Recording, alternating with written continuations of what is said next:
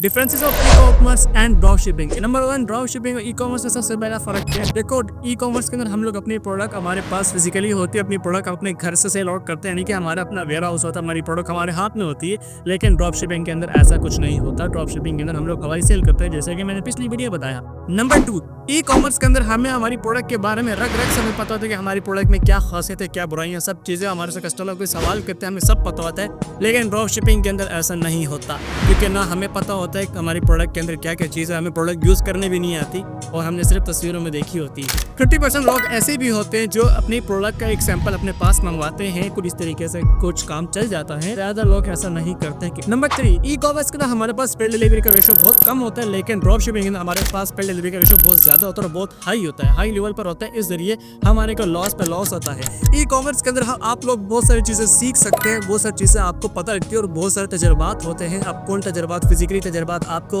Wholesaler बड़ी से बड़ी चीज़ें, नई चीज़ें करने को आपको मिलता है और इस तरीके से आप कभी बोर नहीं होते। लेकिन ड्रॉप शिपिंग के अंदर आप सारा टाइम घर पर बैठ के काम करते रहते हैं और घर वक्त लैपटॉप पर बैठे रहते हैं, लेकिन आपका घर क्या काम कभी नहीं होता। तो चलो भाई, मैं भी आया दही लेकर।